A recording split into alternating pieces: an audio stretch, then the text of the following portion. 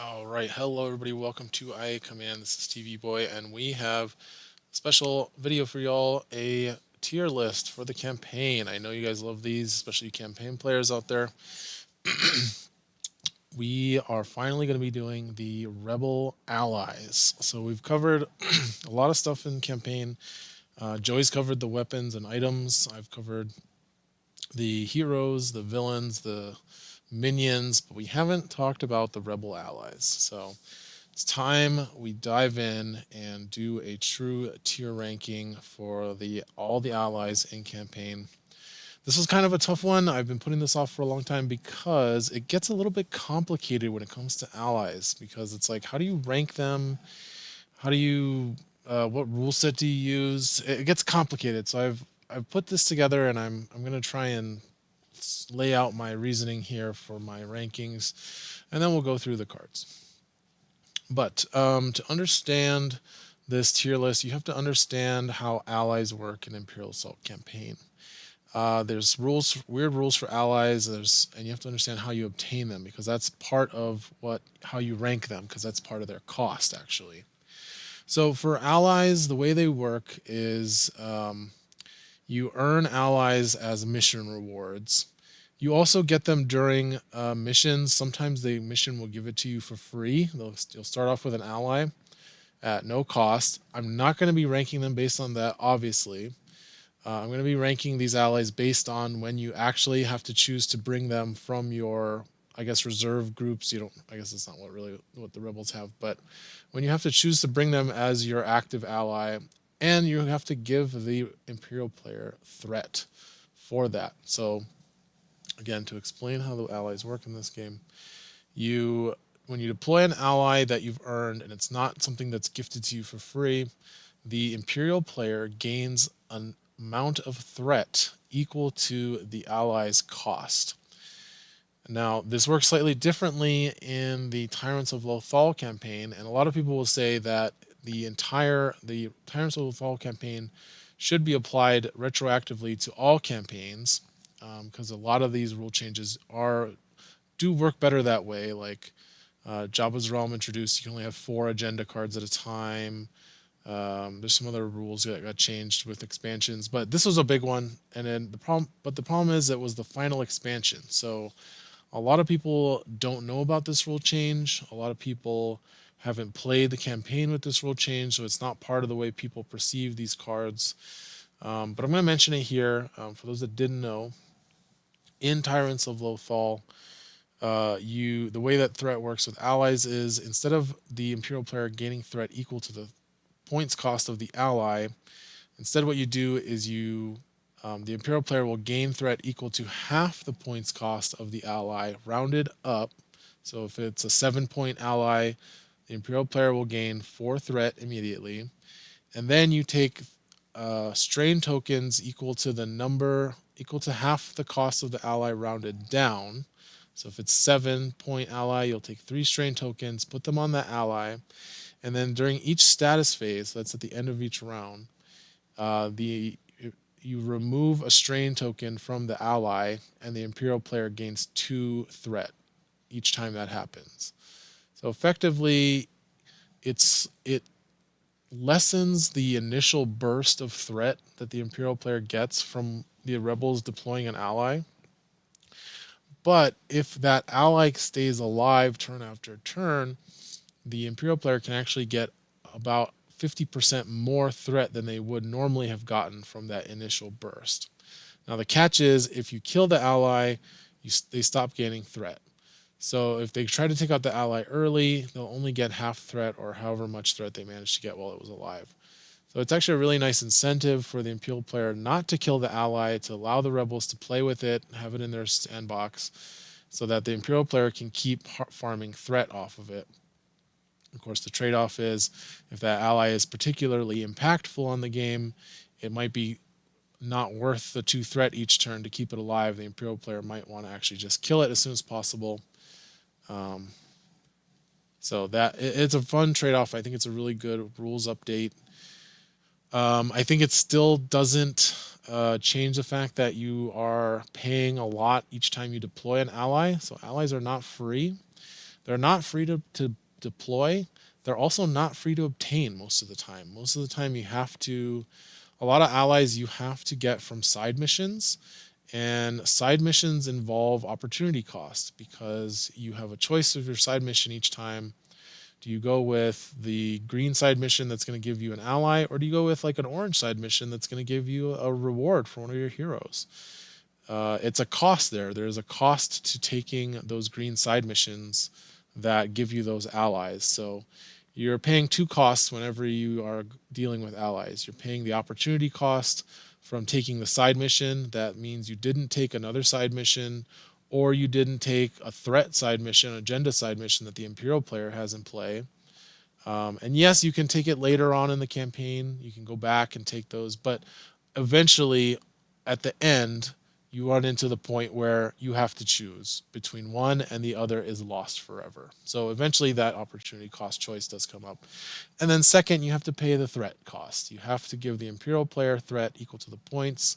Either the old method where you gave them all the threat from all the allies' points and you just would probably get overwhelmed by all the stuff they deployed, or the new method where they get half but that they can farm threat off of that as the game goes on. So I have played every single campaign there is. I've played them all multiple times. I've played all of them against human opponents, multiple human opponents.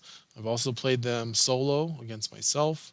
I've also played all the app campaigns, all of those types of stuff that FFG put out. So I have seen all of these allies in one way or another. I haven't always paid threat to deploy them. Sometimes they've only been part of a mission setup, but all of them I've seen in play in a campaign. And so I can kind of speak to how well I've seen them perform, also based on my own theory crafting. I can try and give you an accurate representation of how good is this ally, and is it how worth it is it to take as a side mission and to give the Imperial player that much threat to deploy it. So I want to explain how I'm going to be ranking these, and then we're going to get into it. So the tiers. These tiers represent a combination of how likely it would be for me as a Rebel player to choose to play a side mission with one of these allies as the reward, and then how likely is it I would bring them to a mission if I had the choice to do so to give the Imperial player threat. So let's list out the tiers. We've got 5 tiers. First, we have S tier. So this tier means that I would prioritize this side mission that brings this ally, and I would pretty much always deploy them if I had them available. And I want to slide this down just a little bit. Okay. So yeah, S tier allies, they're pretty much always going to earn back the points you gave up or the threat you gave up every time. They're that good. And there's not going to be that many of them. A tier is the second tier. Side missions are going to be a likely high pick for me with these allies, and I think that they will very likely earn back their points if brought to a mission, though there is room for error here. So unlike with the S tiers, A tiers you can mess up, and they might not be. There's a chance you don't get the utility you need out of them to justify their cost, but for A tier, I think generally you're going to see a return on investment for A tier allies. B tier, this is the middle tier, so this is really a C tier, but B tier is the middle here, so there's going to be a lot of cards in this tier being in the middle. B tier side missions, or B tier allies side missions, are not a priority for me as a Rebel player, but I don't feel bad if it's the best option available to choose from. Like, I'm not going to be like, man, this sucks that I have to take this. There are some scenarios where B tier allies are worth bringing, but just as often they might not be worth the threat that they give up for a particular mission. C tier, second to last tier, these allies won't completely tank your chances of winning, but generally these probably aren't worth the side mission you have to give up to earn them, or the threat it costs to deploy them. And then finally, D tier, this is the bottom tier, really F tier. These allies are actively terrible and will probably cause the rebels to lose if they are deployed, and they are not ever worth taking a side mission to earn. So for the most part, I'll be ranking these based on their native rules for deployment, although really the Tyrants of Lothal rules change didn't really change anything for any particular allies. It just made allies in general less painful to take. The bad allies are still bad under Tyrants of Lothal, and the best allies are still the best under Tyrants of Lothal. So this is kind of a ranking for both rule systems. It doesn't really change the order. And I will be ranking these from best to worst within the tiers, so this will be a full ranking. All right, let's jump into it. Let me get my Vassal window open here. Our first one we're going to be looking at are the Rebel Troopers. So Rebel Troopers, I guess we'll get to it when I talk about it. But yes, Rebel Troopers. I'm not going to read off what they do because I want to get through this video faster than that. Rebel Troopers are fine. They are kind of the epitome of the middle tier, B tier. They're not horrible, but if you can get aim to go off with at least 2 attacks each round to get that +1, you're gonna do decent damage, and you're probably gonna take out like a stormtrooper with them. If you can get them all to attack the same target, they're gonna put some decent damage into it, unless it has like super high defenses or defensive boosts. Like if it's a Royal Guard or something, they're not great at dealing with those, but dealing with just the chatter, they're great. And it's rare that you don't earn your points back with them because you're basically giving up a stormtrooper worth of value under the regular rules. And if you always get to activate these first, and you're probably going to have something in their line of sight where they don't have to move to attack it. So you're going to get some value. You're going to get your value off of these, and you're not going to be. It's not going to tilt super far in the Imperial player's favor. And eventually, if the Imperial player doesn't deal with them, they're going to start earning their points back and then some. So they're also great cannon fodder, right? Because you can activate them first in the round, and then if the Imperial player starts putting attacks into them, well, those are attacks that didn't go into your other heroes and weren't going towards the win condition of wounding all the heroes. So I think Rebel Troopers are perfectly serviceable in B tier. Next, I'm going to talk about. We're going to talk about the elite Rebel Troopers. So I want to quickly mention that it might seem strange that I'm talking about elite groups for campaign because people are mostly used to just using the regulars for allies. You can actually earn elites as allies. The way you do that is if you have already earned a particular ally from another mission or from something else, and then you earn them that same ally again, you actually get to upgrade to the elite version. So that's really, I think that's a rule not a lot of players know about. So I'm only going to be talking about the elites that you can actually do this. You can't do this for every ally because it's not possible to earn them twice. But you can do this with Rebel Troopers via the green mission that brings them, and then Gideon's side mission actually gives you access to Rebel Troopers as well, the orange side mission for Gideon. So you can earn the elites that way. As far as these guys, I don't like these for campaign. I mean, they're terrible in skirmish, of course, but they're. This is something where you have to think: would I bother chasing after this side mission to earn them a second time? Like if I had already done Gideon's side mission, and then this green side mission popped up again, it would be like, well, do I want to give up a side mission to upgrade these guys to elites? And in the case of Rebel Troopers, the answer for me is no. They've got get into position is their kind of difference there, and it's pretty useless in campaign because, like I said, what's going to happen is you're going to deploy everybody. At the first round, you're going to have a bunch of Imperial figures sitting right in front of you for you to attack, and you're just going to attack them. You don't want to be wasting 2 actions and not attacking just to get focused up. These guys are going to get ripped apart by the Imperial activations after that. So you're really just all you're doing is you're getting 2 more health on each of them, and upgrading Pierce 1 to Pierce 2 is really all you're doing. And it's not worth giving the Imperial player 9 threat or even more possibly. So I don't think it's worth it to go for the elites. Next up, we've got the regular rebel saboteurs. So these guys are. Oh, I forgot to put my ranking. I think yeah, C tier for the elite rebel troopers. They're not terrible. They won't ruin your campaign or automatically lose you the mission, but they're just not, to me, not worth it. So anyway, rebel sabs. Sabs are fine. Blast is really nice against the Imperial player in campaign because most of the time Imperial has to group all their figures together when they deploy them. So there's usually tasty little bunches of figures to get lots of blast damage.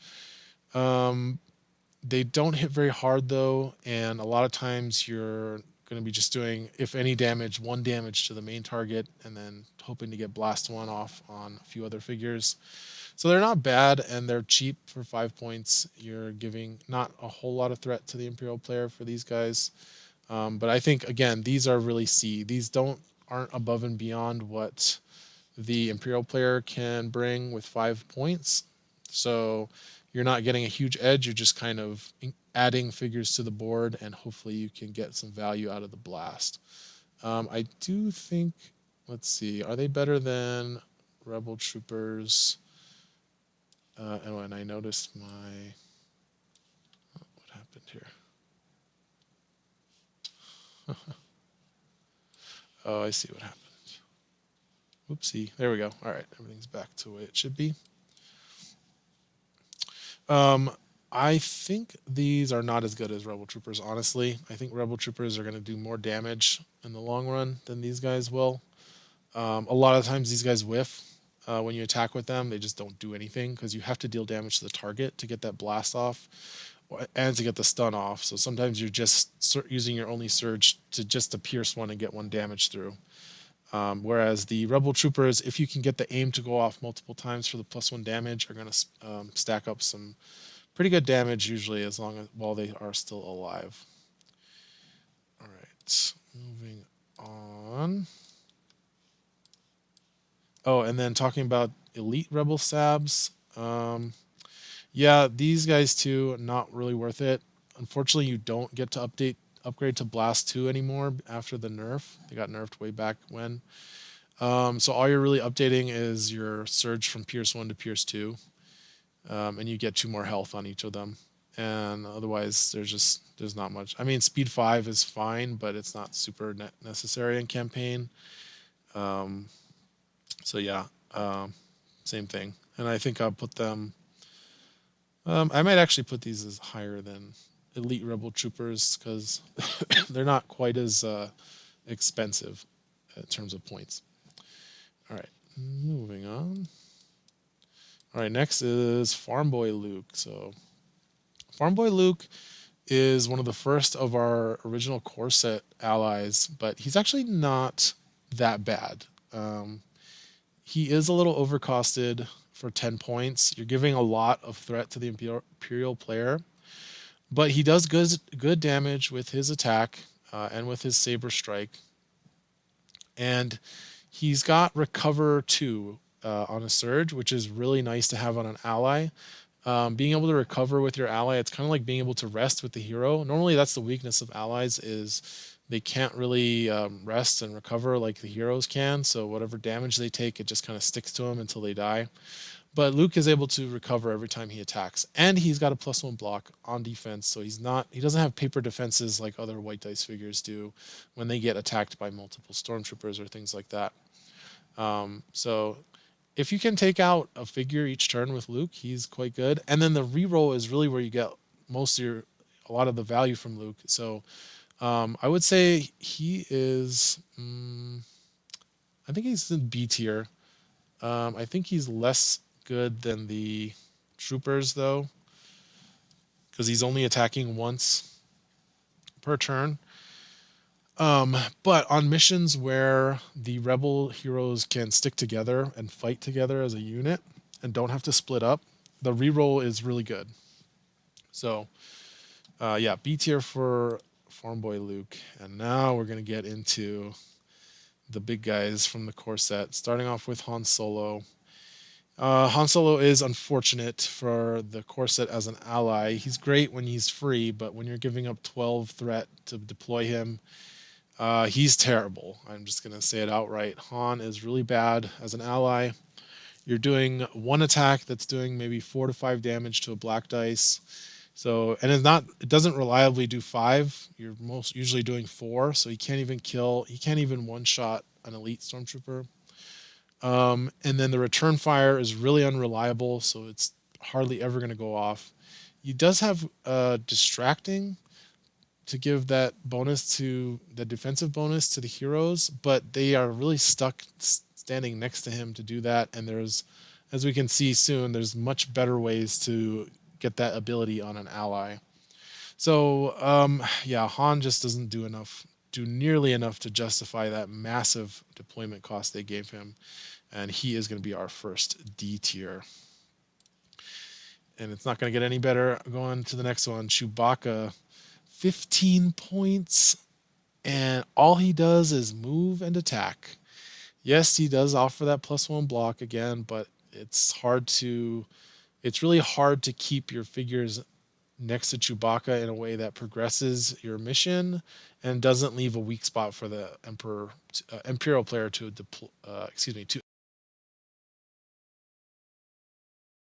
yeah, he can slam, right? But the problem is it costs an action in campaign. So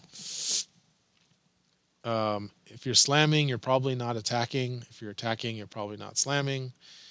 It's very rare that you will be in a position to do both, unless the Imperial players, these are just really bad, or you took an entire round to set it up where you moved next to something and then stayed there, and then that thing didn't move away from you before Chewbacca activates. So 15 points, the Imperial player can bring.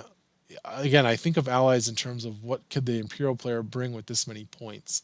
I mean, he's bringing an elite stormtrooper squad and a regular stormtrooper squad for that much. You could bring an ATST for that much, which is also not very good, but you know what I mean. So Chewbacca also going to be D tier, unfortunately, beneath Han. Next up, we have C3PO, and that's 3PO is, I should mention here that 3PO and R2D2 are earned both from the same mission. So, but you can only bring one of them at a time. But 3PO is incredible. We go from these monstrous point values to this nice 2-point package. And we mentioned you can get distracting much easier on a better figure. Here you go, 2 points. You get distracting. You get a focus each turn. And it's on a figure that has 4 health and cower to reroll. So it's really hard for the Imperial player to ever one-shot 3PO. Like, you're never going to take out 3PO with one shot unless they're using like a huge figure like a tank or an ATST or something. In which case, obviously, if 3PO takes an ATST attack for your whole squad, then he earned his points back. But yeah, you're generally going to see the Imperial player having to waste at least 2 attacks on 3PO, which is 2 attacks not going into the heroes. And then he's only 2 points. So at most you're giving up 2 points. Under the Tyrant system, you're giving up 3 if he sticks around for an extra turn. And that's just fantastic. And focus is just really good. Even for campaign heroes, it's really good. So 3PO, there's nothing bad about him. He's actually just an S tier. Like, you should always bring him. And you should definitely go for his mission if you see it. And next up is his counterpart, which we mentioned. It comes with 3PO for free. It's kind of a buy one, get one free. He is much more niche, though, than 3PO.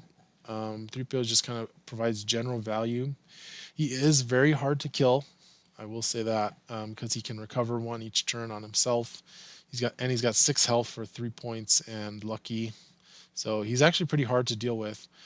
The problem is that unless you have a reason to use computer interface arm and do those tech interacts as a hero, he's not super useful. Like, his attack is not that is very weak.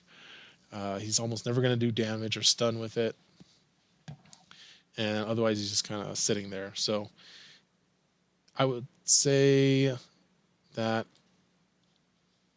on a mission where you've got things, objectives that need to be interacted with this ability, he's great and you should bring him. Otherwise, just leave him back and bring 3PO. But because he's so free in terms of like, again, you got 3PO by earning R2. That's a reward unto itself. So it doesn't really cost a lot to take him, and he's so cheap points wise. It doesn't cost a lot to deploy him. I think I can't give him any less than an A ranking. All right, next up we've got Echo Base Troopers. We're moving into the Hoth expansion. Echo Base Troopers are fine actually. I think they're pretty good. Just like Rebel Troopers, you're getting your points worth. If you can do frontline as like a pseudo melee attack, they do pretty good damage with red green, and they're not too expensive at 6 points. So definitely a B. Let's see if I can. I think they're better than Sabs, and with 5 health each, I think they're better than Rebel Troopers too. And then for the elites, so you can earn the elite version. And I should have mentioned for Rebel Sabs, you get the elites by, you have to play 2 green side missions. The Echo Base Troopers are not as bad. You can earn the elites in the Hoth campaign. You have to win the introductory mission to the Hoth campaign, which earns you Echo Base Troopers. And then there is a green side mission you can play to earn them again, and then you'll earn the elites. And the elites are a pretty good upgrade. You've got Surge for +2, so you're upgrading their damage to deal 1 extra damage each attack, usually. They've got Combat Suit, so they resist Pierce by 1. And there's actually a decent number of Pierce in the Empire, especially in Hoth. You've got Royal Guards have Pierce 1, Probe Droids have Pierce for Surge, and the Snowtroopers, their only good Surge is a Pierce, so they actually directly counter the Snowtroopers, at least defensively. And then efficient travel is fine. And they get +3 health on each of them, which makes their health to cost really good. So I actually would go for it. I would go for it some of the time. I wouldn't be unhappy, although you're really not getting a huge upgrade. Yeah, I think B tier for the elites, and I'll put them right under the regulars. So next up, let's go look at Leia. So Leia is actually fantastic as an ally, mainly because she's giving your heroes extra attacks. So she is a force multiplier with battlefield leadership. She's also got Recover, which I mentioned with Luke, makes her more resilient, gives her effectively extra health. And Aggressive Negotiations is actually a pretty decent ability. There's a lot of, I guess it's context dependent though. When I was looking at the class decks for Imperials, like Show of Force has a ton of exhaust abilities in the class deck, but if you look at like Tech Superiority, it has almost none. So it depends. It kind of depends on what class deck the Imperial player is playing, but usually, if you can activate Leia first and use the ability, it's actually pretty strong. Although a lot of the times her surges will be preoccupied with the +2 or the Recover 2. But yeah, just being able to give your heroes an extra attack is, I think, worth it actually for her. Plus a 3 dice attack, that's pretty decent. That's pretty good. I actually really like Leia. I think I would take her happily, take her side mission, and bring her in most missions. So I'm gonna have to give her an A. Next up, Lando. Lando, not quite as good. I had to do some math here while I was figuring out my rankings for this. Lando does about 3 damage to a black dice on average. So he is pretty good at taking out stormtroopers, but it's maybe like 60%. I don't know what the actual math is with how his ability works, but when I was playing with the dice calculator or the dice app, he was able to do 3 damage about roughly 60 to 70% of the time I rolled. and otherwise he was doing 2 damage. And that's, again, with his ability to reroll and change the dice colors. A stun is not super useful against the Imperial player, so he's mostly just there to deal damage. But he's also decently durable thanks to his defensive reroll. But yeah, he's nothing amazing. I think I would take probably Hero Luke over Lando if I had to choose between them. Just because Luke is doing more damage and also providing kind of that fringe benefit of the reroll, whereas Lando's not really doing anything other than attacking. All right, next, the Alliance Smuggler. All right, so when I was thinking about what the Smuggler does, at first I really liked it because 2 points, right? You can't really beat 2 points in terms of what you're giving up. But when I actually look at his abilities, the perform and interact, he can't interact with things as a hero. A lot of times in Imperial Assault missions, the objectives will say a hero can interact with a box or whatever to progress the mission. And the Smuggler can't do that because he's not a hero. So he can only interact with objectives in certain missions. And otherwise, he's pretty much limited to interacting with doors. He also can't interact with crates to pick them up. Only heroes can do that. Allies cannot pick up crates, which I guess they thought made it too easy to obtain them. So he's really only useful in missions that have doors, which he's pretty useful at opening doors, so you don't have to waste a hero activation to do that. Oh, there we go.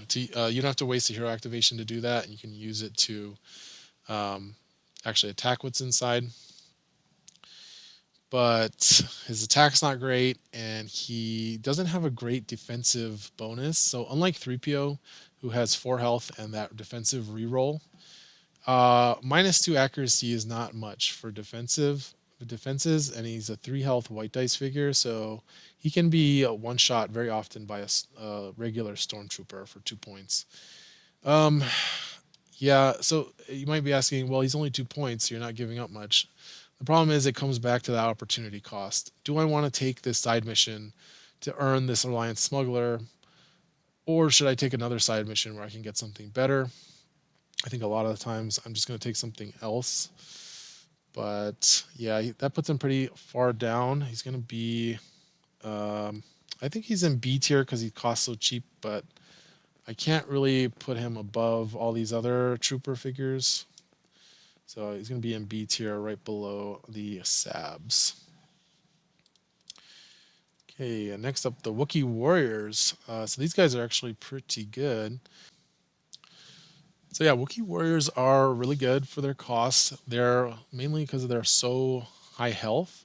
They're really hard to deal with, and if the Imperial player tries to deal with them, they're going to get +1 surge, which is important because the cleave 2 is actually what's really strong with these guys. Cleave 2, when you have so many figures all crowded onto a map, is effectively the same as surge for +2 damage. The only times it's not is if you can't deal damage to the target, in which case you have to use the surge for +1. But these guys can do a lot of damage if they get into it and can get that cleave to fire off multiple times. So these guys are quite good, and they are very hard to kill. So I like these actually a high B. I would put them above the Echo Base Troopers. I would definitely go for Wookiees over Echo Base Troopers. And then we're not going to talk about the elites because I don't believe it is possible to get elite Wookiee Warriors. Moving on to Obi-Wan Kenobi. So Obi-Wan, I have really mixed thoughts on Obi-Wan, and I was trying to put him in the rankings. At first I was like, why does he cost 10? He only cost 7 in Skirmish for the same stats, yet he costs 10 here. But I'm thinking about how he's performed when I've played with him. I remember when I play with him in a campaign, it's always like, man, he feels so solid. Like he's not going down to any less than 3 or 4 attacks from the Imperial player because of that +1 evade and 12 health. He's consistently doing 5 damage through black dice with that great surge pool and dice pool. So he is consistently one-shotting elite stormtroopers, which is like a metric that I use for how good an ally is.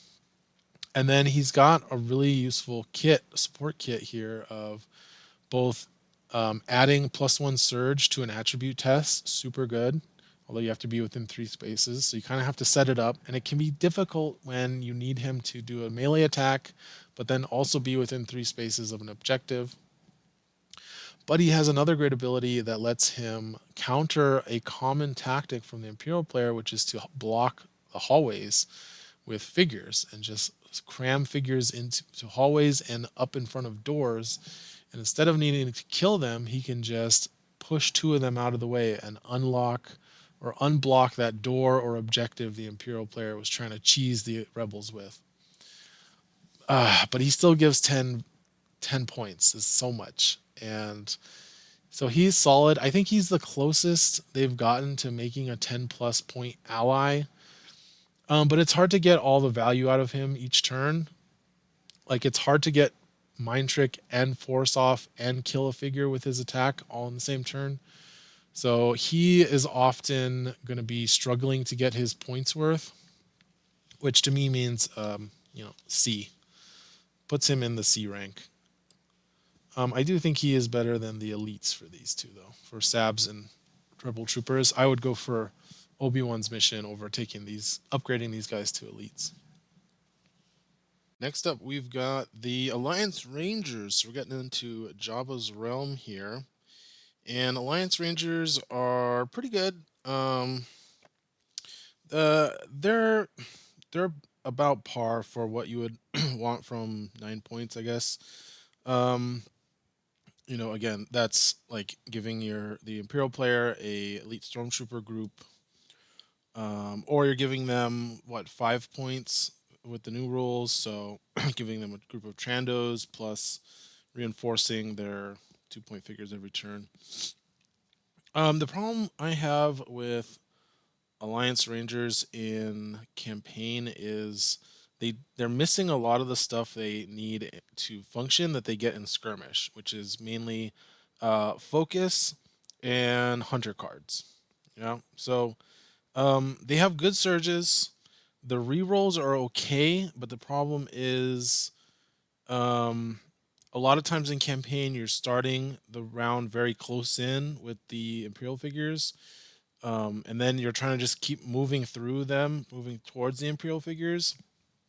They don't get a lot of advantage from hanging back to try and get long range shots, because then the Imperial player is just going to be deploying figures farther into the map where they can't really attack them, but where they're still impeding the heroes from progressing. So from my experience, the play pattern is just you get 2 blue dice, you attack.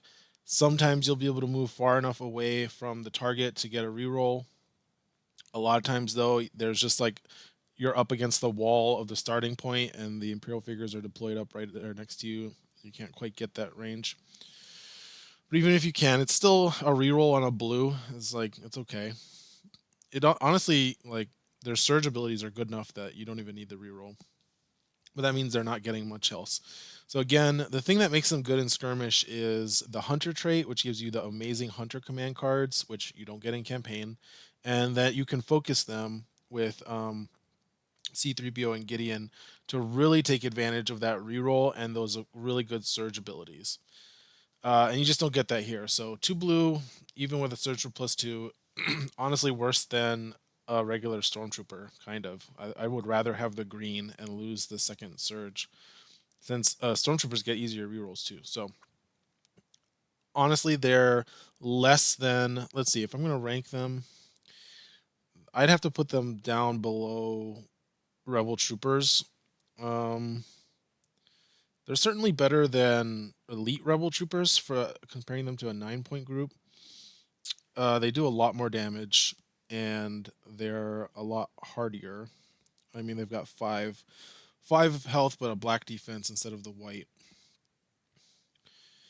I'm thinking where I would put them. I think I would take them over an Alliance Smuggler, but I think I would probably go for a probably go for a regular Rebel Saboteur before I went for these guys, because they also give away so much threat. Like, you can really go wrong if you bring these and they don't, if they just roll badly or they just aren't particularly good for the mission. You're giving up so much threat. And the other problem is, um, the way it interacts with the new rules. I didn't even mention this.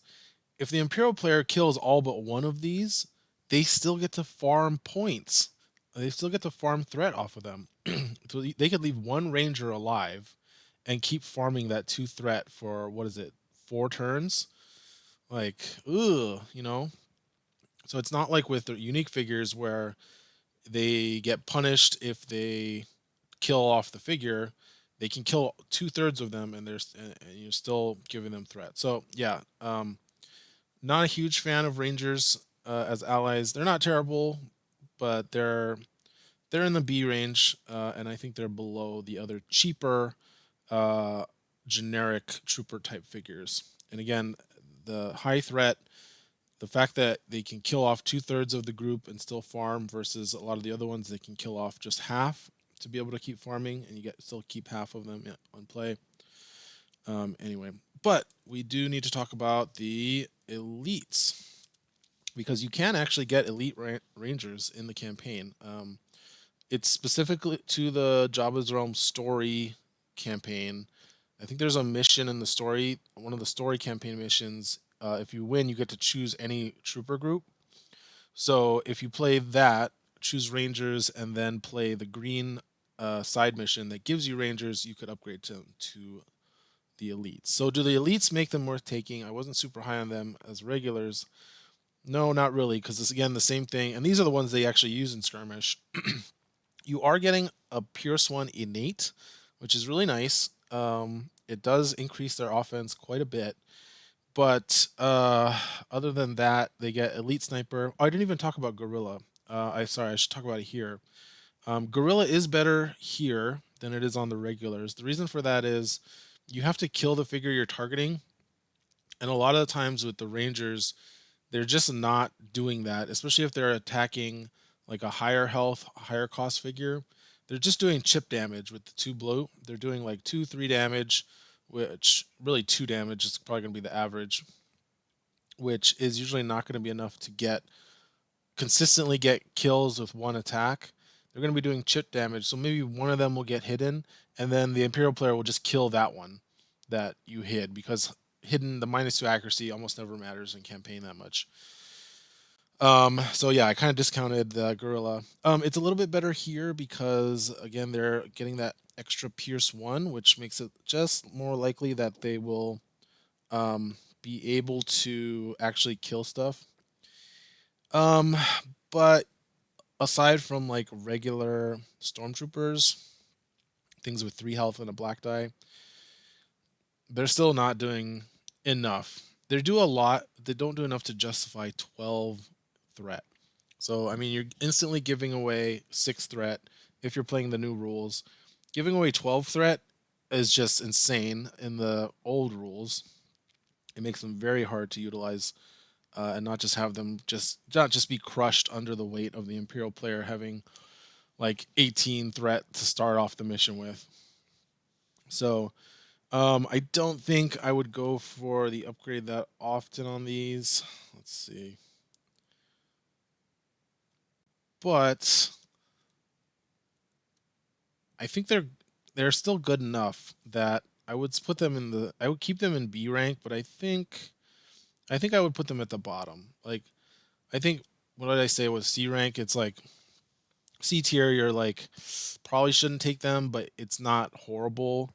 I think that's kind of with Rangers. They're just at the bottom of B tier, which is like they're you can get their points back if you play them right, but there is room for error, and I think that's where these guys fall. All right, moving on. I think we have an exciting one to talk about here. Jedi Luke. All right, so speaking of another 12-point figure, now this is a 12-point figure, 12-point group that I like, because unlike the Rangers, you cannot reduce his efficiency by 66% and keep farming threat from the Silence of Lothal rules. looking at his stats, when I was going through this, I was checking the damage output of all the figures, and Luke pretty much always does 5 damage with his attack. It's very, very common to do 5 damage. As long as he gets, and in fact, I think he always does minimum 3 damage. It's like almost impossible for him to roll less than 3. He'd have to roll 3 surges on his attack, on his all his 3 dice. If he rolls 1 damage pip on one of his dice, he's going to do 3 damage because it means he's got a surge for +1 and a surge for +3, pierce 3 plus the built-in +1 damage. So he is always one-shotting anything that has 3 health, and he can consistently one-shot things that have 5 health. It's a little more iffy, like it's a little bit of a dice roll to do that, but the fact that he can mow down at least 2 figures that have 3 health in a turn is super powerful. I think actually they probably tuned his attack just to be like that. Plus, the deflect ability, if you remember to use it, can deal a ton of damage on its own. Not only if they attack Luke, but if they attack anything next to Luke. As long as the line of sight lines are not horrible for him, as long as there's something he can see, right? It's like he doesn't have to deflect it back to the attacker. That's the thing. He can deflect it back to some random dude sitting there with 1 health left and kill it. So you should be doing like 6 to 10 damage a turn with Luke and putting it right in the spot that you need it. So he's actually really good for 12. If we're talking about 12 points for an ally, this is the one you want. I think he's up in A, actually. I think he is quite good.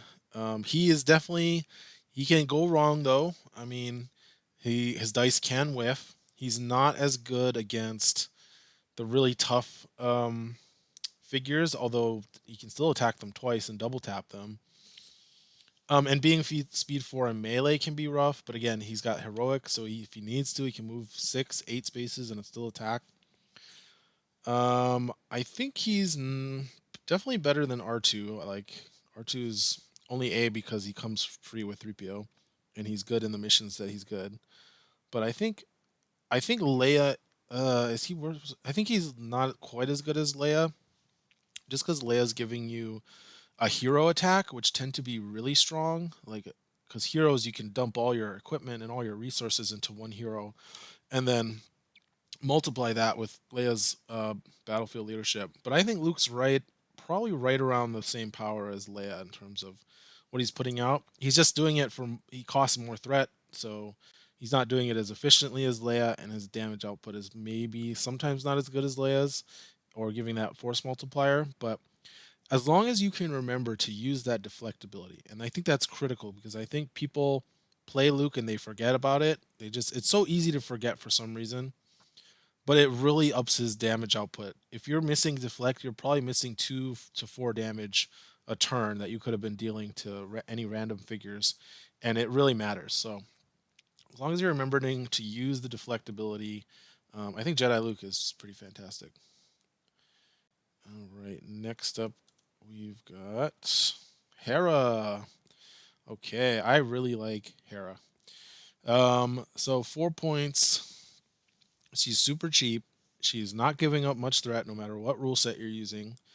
And she's got a lot of health, so she's going to take at least 2 attacks to take her down, probably 3.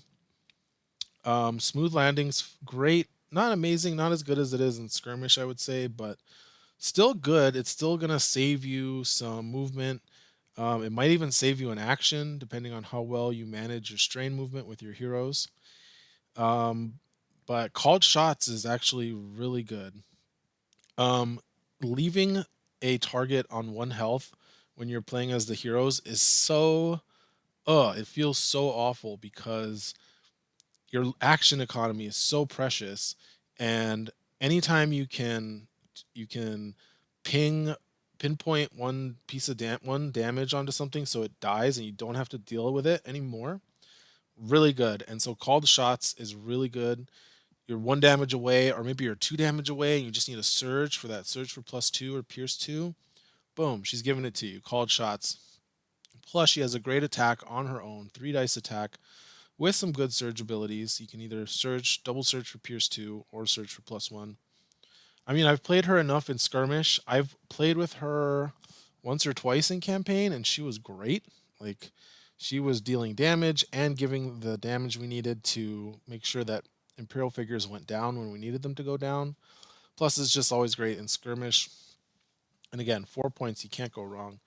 I don't know much more I need to gush about Hera. She's an S tier. Like, you want her. She's one of the few allies that will never hold you back.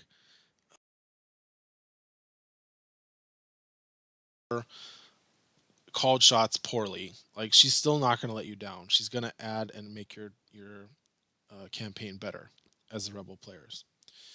As for her counterpart, which you also get if you earn Hera, Chopper. Chopper's fine. He's 3 points, so you can't really go wrong in terms of the cost. You're not giving up very much threat at all. He's 5 health, so he's going to take at least 2 attacks for most Imperial figures to take down. Obviously, he's much better on a mission that has lots of terminals, which I think includes his mission, but that's how you earn him. So, in a mission where there's no terminals or there's only one terminal, he's much worse. He can still, by the way, you can still shock on when there's one terminal. You just have to be adjacent. It has to be adjacent to the terminal you interact with. Although it's not an interact. And sometimes you can set it up where you get a ram and an attack and deals really good damage. I don't know how good the push is. I mean, we talked about it with Obi-Wan. Being able to push a figure in campaign can actually be game winning if you think about it, because the way that the Imperial player will often play will be to clog hallways with bodies so you can't get to doorways, or surround an objective with a bunch of figures so you can't interact with it. So if you can just push one of those figures out of the way without having to kill it, you can be game winning. Let's see. Oh man, I gotta turn those off.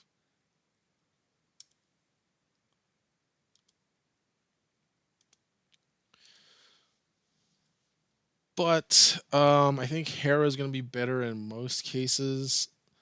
So I think I would give him the A treatment, just like I did with R2D2, because you're gonna take his mission no matter what anyway, so you can get Hera. Is he better than R2D2? Is he better than Leia? He's definitely not better than Leia most of the time. Again, if there's like 8 terminals in the mission, maybe he's worth it. Is he better than Luke? It's so hard to compare to a 12-point figure. I'm going to say he's generally better than R2.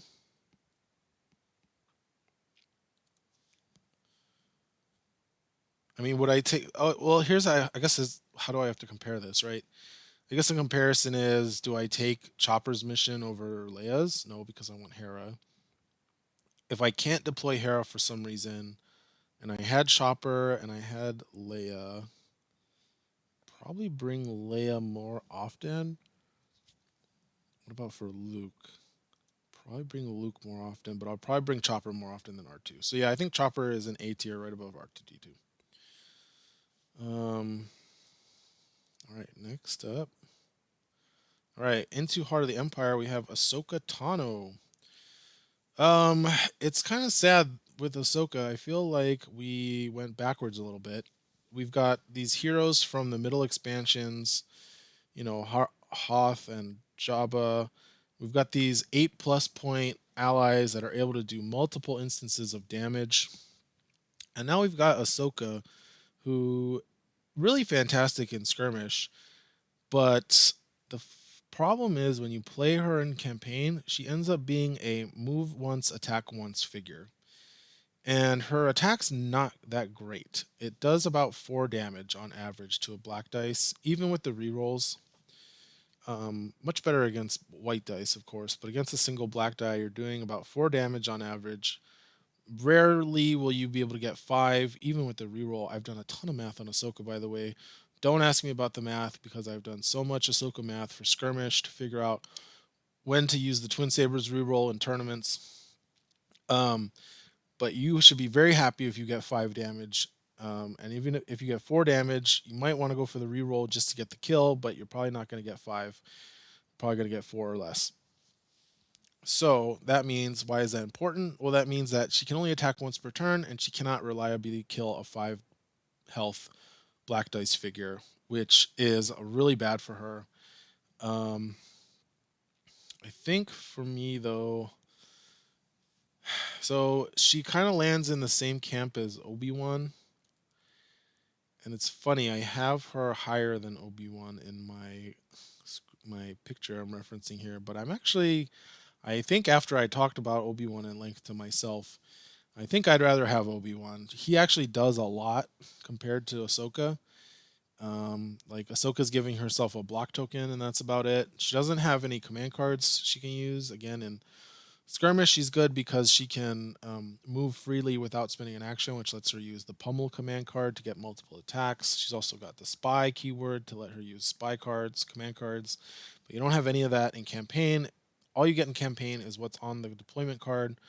And what's on the deployment card here is a mediocre attack on a figure that can only attack once and does nothing else. So, and she, like, Force Sleep is amazing in Skirmish, obviously, because you start the game, 12 points, 12 spaces away from all of your opponent's figures. In campaign, you don't need it. You start the game with like 3 groups in front of you, 5 spaces away. It's easy to get a target, so you don't need the Force Sleep. The only thing that's good about it is like you can maybe Vigor to move up, perform an attack, and then Force Sleep way away from the opponent's figures so they can't target Ahsoka and take her out. But again, like if you're playing Tyrants of Lothal, then you're just going to get farmed for doing that. So, all right. So yeah, Ahsoka at in C under Obi-Wan. Fortunately, great in Skirmish though. Love playing her in Skirmish. And next up, we're into Tyrants of Lothal. There wasn't much for Heart of the Empire. Although I don't know if I mentioned this yet. I am going to talk about the attachments from Heart of the Empire for 2 specific figures. Maybe I'll re-record an intro for that. But let's talk about Zeb. Zeb's actually really good. 8 points, so 8 threat, or 4 threat plus 6, or no, 4 threat plus 8 if he stays alive.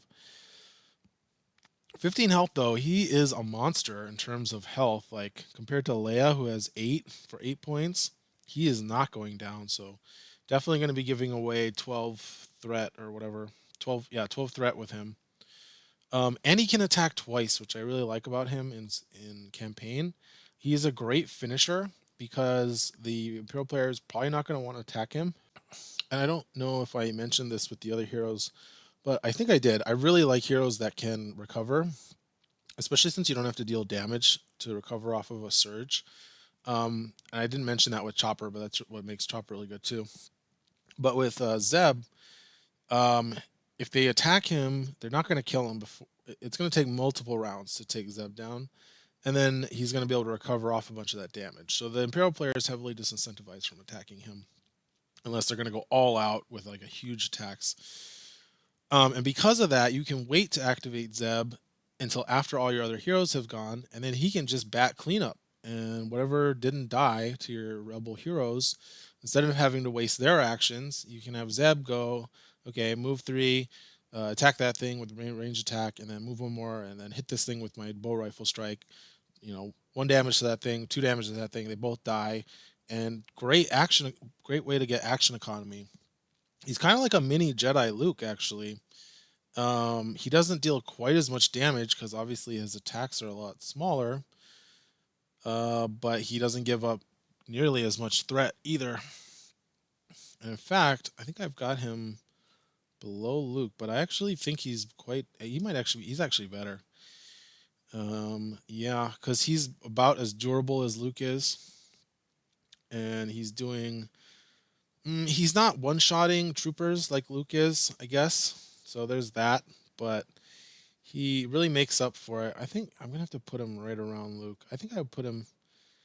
Yeah. Now that I think about it, Luke is doing a lot more damage, but Zeb's so much cheaper. I'll put him above Chopper.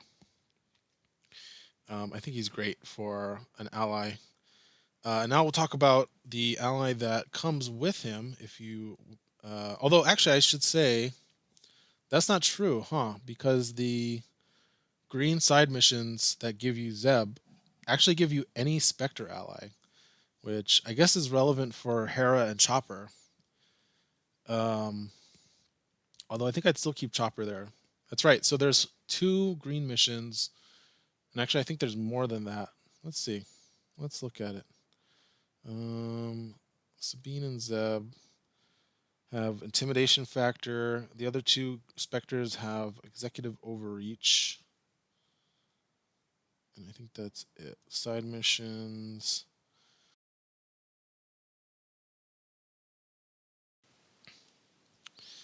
Let's see. What does this one give you? Oh, there's one more from the Tyrants of Lothal. Oh, two more. So there's actually four. And then what does this one give? Oh, that's from. Okay, so there's four green side missions, and they all give you one Spectre ally, and that includes Hera and Chopper, even though they weren't in this expansion. So yeah, we kind of have to rank them against each other then, huh? So the other next Spectre we've got is Sabine Wren. And if you are a skirmish player, I need you to pay careful attention to Sabine's campaign card because it is different. First of all, she's not a vehicle, although I don't know how much that matters. Second of all, she loses blast one on her surge for +1 damage, which is huge. It's a huge reduction in utility for me. I think otherwise she would have been very powerful. Uh, Third thing, she loses mobile. Now, there's a reason for that. In campaign, a lot of times there's missions where the rebels are blocked off from the next section of the campaign, and they have to um, do something to open that area, and blocking terrain or impassable terrain is used to block it off. And so you'll notice there are no figures in Rebel that have mobile that are campaign legal. Anytime you see a Rebel figure with mobile, it should be skirmish only. So that's why she doesn't have mobile. But it does mean she doesn't move around quite as well as she does in skirmish. She can't like hide behind blocking terrain as easily as she can in skirmish. Um, and then finally, no, I guess that's the last thing because she still has Parting Gift, which is a fantastic ability. But as we all know, who play skirmish and play with Sabine, you do get that 1 in 6 0 damage Parting Gift some of the time when you roll the green die. So it's not something you can rely on all the time. And also, she's not getting her command card that she gets in skirmish, which is really strong, and she's not getting access to hunter command cards like she has in skirmish. She does have a form of recovery, damage recovery, which is her evasive maneuver, which is good because again, like I said, I like allies that can recover damage, gives them more longevity. But her attack is like medium, okay, but she's really down to just without the blast. The blast one really amplified the damage from her parting gift to actually like be meaningful and kill things. Um, she still does good damage with her attack, but I'm so used to parting gift whiffing. Obviously, half the time it's going to do 2 damage for free for no action cost, so it's hard to really rank her too low. Um, but I think I'll have to put her. Let's see, where did I put her initially? I put her at the top of B tier. Yeah, yeah, because I think she is better than an echo base because I think she's gonna kill something. She'll one shot a figure, something cheap, and then she'll do chip damage to a bunch of other figures and possibly kill another figure. So I think I like her better than Echo Base and any of these other generic guys, but I think Wookiee Warriors are slightly better because they're more likely to take out two figures during their activation, or take out one big thing because of the cleave too. But I think she's close. I think her and Wookiee Warriors are close. But I would definitely not take a Spectre. I would not take her over Zeb or Hera. Oh, would I take over a Chopper? No, I think I'd take Chopper over her too. He's just so much cheaper and he does similar amounts of damage. All right, next one. We're getting close to the end here. All right, Kanan is our next one. And Kanan's okay. He also unfortunately suffers from move once, attack once syndrome for an 8 threat ally, which is not great. Although, unlike Ahsoka, he can actually deal 5 damage more consistently because he has better dice and, well, actually, I need to check that. What is his attack profile? Because I do get him mixed up with Obi-Wan.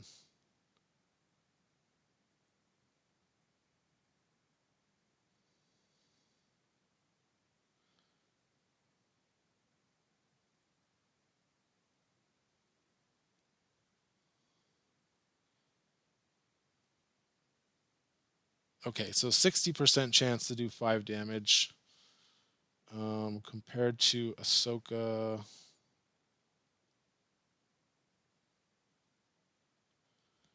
much lower. Ahsoka is 40%, which gets a slight bump with twin sabers, but not as much.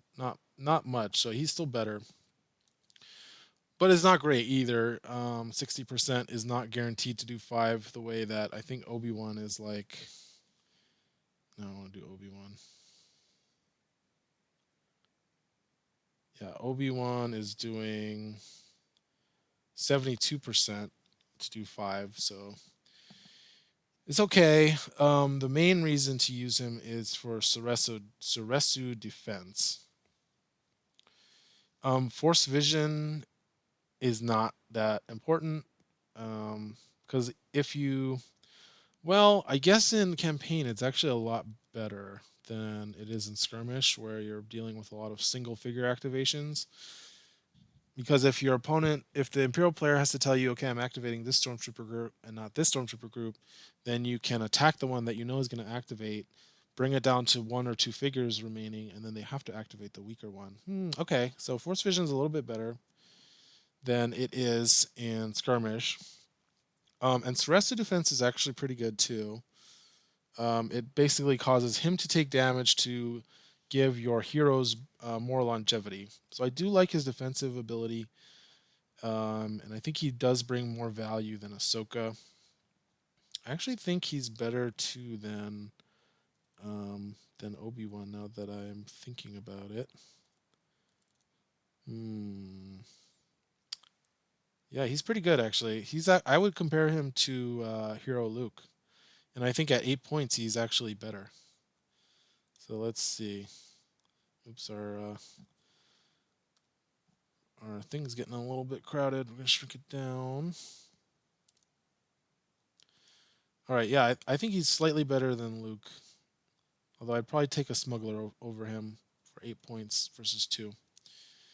And then our final ally is going to be Ezra Bridger. And Ezra is definitely weaker than he is in Skirmish because in Skirmish he can change his dice as long as there's a Force user nearby. But in a campaign, obviously, heroes don't have traits like they do in Skirmish, so he couldn't never be next to a Force user, even if you have Diala or whatever in your team. He would never be able to read that. So they make it based on heroes like attribute test dice instead, but it's still just a reroll. And rerolling yellow dice sucks, and green dice sucks because you're not getting the huge swing like you can if you can change it. When you can change a yellow die from a single surge to damage surge, which is the 1 in 6, that feels way better. He does have recover 2. He can't attack twice the way he can in skirmish though, because he doesn't have access to command cards. Brash is not nearly as good. Again, just like Ahsoka, it's an ability that gives him more movement, but in campaign you don't need more movement. The enemies are always right there in front of you, pretty much. You don't have to be crossing big gaps to get to them.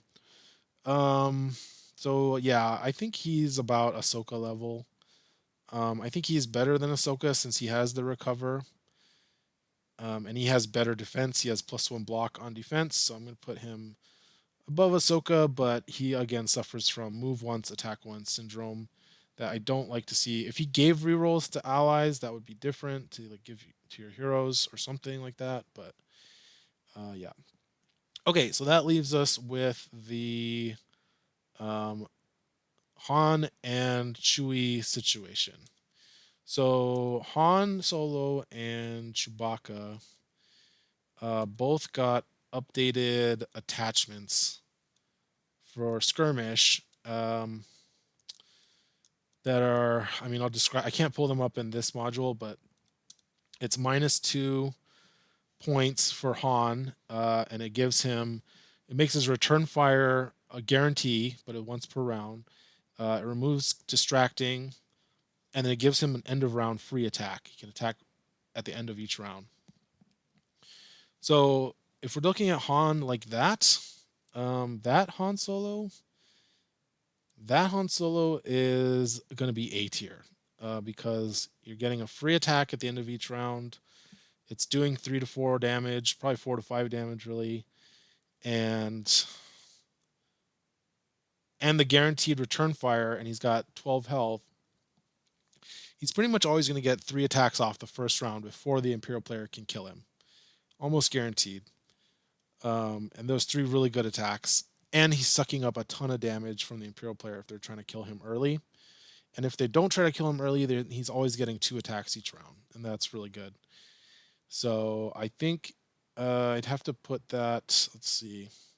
So the reason I'm talking about this is people talk about using these attachments in campaign for when you've earned Han Solo as an ally, but he's not free, because then he's terrible and he's unplayable. He's down in F tier. And so it sucks that you can't play Han as an ally without basically forfeiting the mission. So people talk about using these, and I totally promote that. I am totally on board. People should play a campaign the way they want. That's most fun for them. And having Han Solo not suck seems like a fun way to play a campaign. So, but if you want my honest ranking, I'm going to put his attachment. He's going to be top of A. He's still 10 threat. I don't think he's as good as Hera or 3PO, just in terms of the value per point that he provides. But he is still a damage machine for 10 points. And that puts him above even Leia, I think, because he's way harder to kill than Leia since he's got that cunning ability and higher health.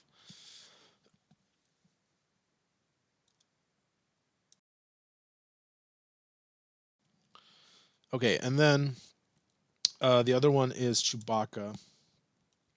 Chewbacca got a little bit shafted. His card is -4 points, and then it lets you search your deck for his command card and put it into your hand.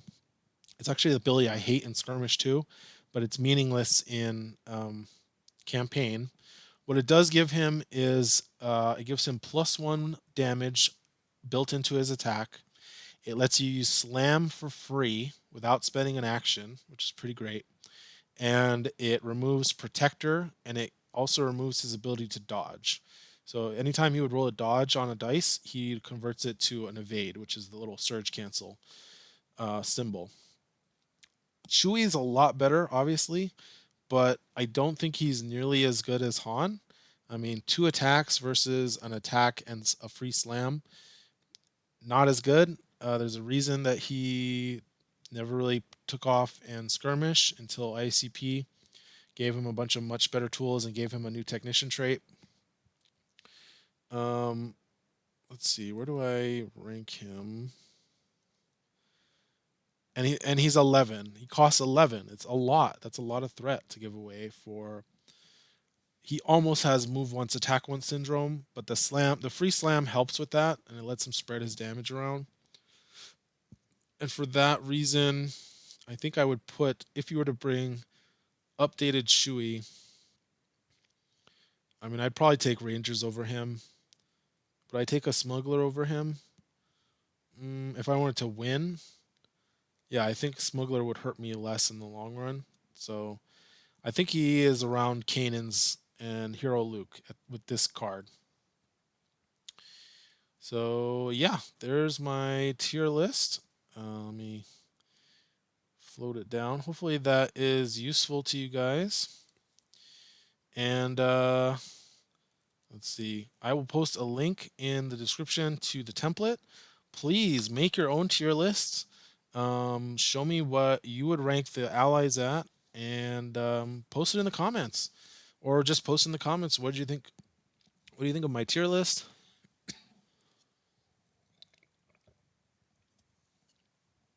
What would you change? What did I get horribly wrong? What is my how terrible is my take here? Tell me in the comments. Please subscribe. It helps the channel a lot, and it helps Imperial Assault a lot. Thanks everybody for watching. Peace out.